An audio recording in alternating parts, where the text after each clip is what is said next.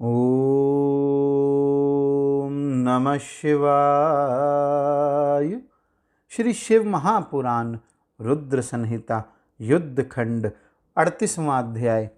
सनत कुमार बोले, हे व्यास, महादेवी ने युद्ध स्थल में पहुँचते ही सिंहनाद किया। देवी के उस नाद से दानव मूर्छित हो गए। भगवती ने बार बार अशुभ अट्टहास किया। वे मद्यपान करने लगी तथा युद्ध भूमि में नृत्य करने लगी। इसी प्रकार उग्र दृष्टा, उग्र दंडा, कोटवी आदि भी मधुपान करने लगी। अन्य देवियां भी युद्ध क्षेत्र में मधुपान और नृत्य करने लगी। उस समय गणों एवं देवताओं के दल में महान कोलाहल उत्पन्न हो गया और सभी देवता तथा गण आदि तीव्र गर्जन करते हुए हर्षित हो रहे थे। तब शंखचूड़ काली को देखकर शीघ्र संग्राम भूमि में आया। जो दानव भयभीत हो रहे थे उन्हें राजा ने अभय दान दिया।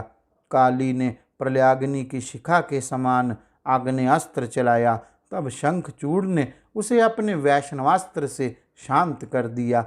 उन देवी ने शीघ्र ही उसके ऊपर नारायण अस्त्र का प्रयोग किया। वह अस्त्र दानव को प्रतिकूल देखकर जब बढ़ने लगा, तब तो प्रलयाग्नि की शिखा के समान उस अस्त्र को अपनी ओर आता देखकर वह पृथ्वी पर दंड की भांति गिर पड़ा और गिरकर बारंबार उसे प्रणाम करने लगा। दानवों को इस प्रकार विनम्र देखकर वह अस्त्र शांत हो गया। तब उन देवी ने मंत्र पूर्वक ब्रह्मास्त्र चलाया। जलते हुए उस ब्रह्मास्त्र को देखकर उसे प्रणाम कर वह पृथ्वी पर खड़ा हो गया। दानवेंद्र ने इस प्रकार ब्रह्मास्त्र से अपनी रक्षा की। इसके बाद दानवेंद्र क्रोधित हो बड़े वेग से धनुष चढ़ाकर देवी पर मंत्र पूर्वक दिव्यास्त्र छोड़ने लगा। देवी भी विशाल मुख फैलाकर संग्राम में समस्त अस्त्र शस्त्र खा गई और अट्टहास पूर्वक गरजने लगी, जिससे दानव भयभीत हो उठे। तब उस दानव ने 100 योजन विस्तार वाली अपनी शक्ति से काली पर प्रहार किया, किंतु उन देवी ने दिव्यास्त्रों से उस शक्ति के 100 टुकड़े कर दिए। तब उसने चंडिका पर वैष्णवास्त्र चलाया, किंतु काली ने माहेश्वरास्त्र से उसे निष्फल कर दिया। इस प्रकार बहुत काल पर्यंत उन दोनों का परस्पर युद्ध होता रहा। देवता एवं दानव दर्शक बनकर उस युद्ध को देखते रहे। उसके बाद युद्ध में काल के समान क्रुद्ध हुई महादेवी ने रोषपूर्वक मंत्र से पवित्र किया हुआ पाशुपातास्त्र ग्रहण किया। उसके चलाने के पूर्व ही उसे रोकने के लिए यह आकाशवाणी हुई, हे देवी, आप क्रोधपूर्वक इस अस्त्र को शंखचूड़ पर मत चलाइए। हे चंडिके, इस अमोघ पाशुपतास्त्र से भी वीर शंखचूड़ की मृत्यु नहीं होगी, अतः कोई अन्य उपाय सोचिए। यह सुनकर भद्रकाली ने उस अस्त्र को नहीं चलाया और वे भूख से युक्त होकर लीलापूर्वक 100 लाख दानवों का भक्षण कर गई। वे भयंकर देवी शंखचूड़ को भी खाने के लिए वेग पूर्वक दौड़ी।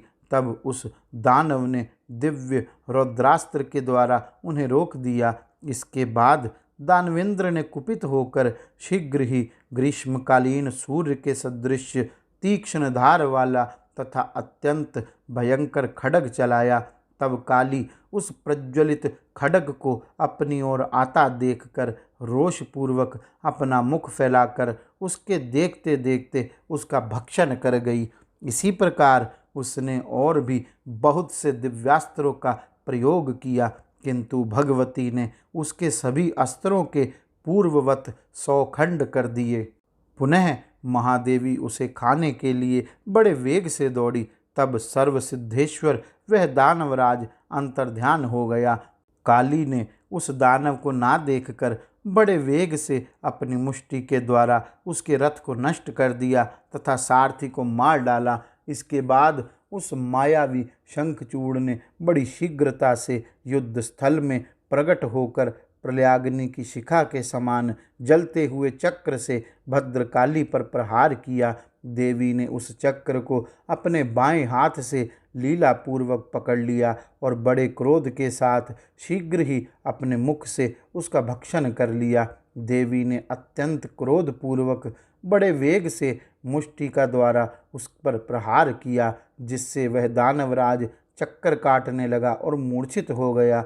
वह प्रतापी क्षण भर में चेतना प्राप्त करके पुनः उठ गया और उनके प्रति माता का भाव रखने के कारण उसने उनके साथ बाहुयुद्ध नहीं किया। देवी ने उस दानव को पकड़कर बारंबार घुमाकर बड़े क्रोध के साथ वेग पूर्वक ऊपर को फेंक दिया। वह प्रतापी शंखचूड़ बड़े वेग से ऊपर गया, पुनः नीचे गिरकर भद्रकाली को प्रणाम कर स्थित हो गया। तत्पश्चात प्रसन्नचित वह दानव श्रेष्ठ रत्न निर्मित विमान पर सवार हुआ और सावधान होकर युद्ध के लिए उद्यत हो गया। काली भी शुदातुर हो दानवों का रक्तपान करने लगी। इसी बीच वहां आकाशवाणी हुई कि हे ईश्वरी, अभी तक इस रण में महान उद्धत एवं गर्जना करते हुए 1,00,000 दानव शेष हैं, अतः आप उनका भक्षण करें। हे देवी, आप संग्राम में इस दानवराज के वध का विचार न कीजिए। यह शंखचूड़ आपसे अवध्य है, यह निश्चित है। आकाश मंडल से निकली हुई इस आकाशवाणी को सुनकर देवी भद्रकाली बहुत से दानवों का मांस एवं रुधिर खा पीकर शिवजी के पास आ गई और आधोपांत युद्ध का सारा वृतांत पूर्वापर क्रम से उन्होंने उनसे निवेदन किया। इस प्रकार श्री शिव महापुराण के अंतर्गत द्वितीय रुद्र संहिता के पंचम युद्ध खंड में शंखचूड़ वध के अंतर्गत काली का युद्ध वर्णन नामक 38वां अध्याय पूर्ण हुआ। गौरी शंकर भगवान की जय। ओम नमः शिवाय।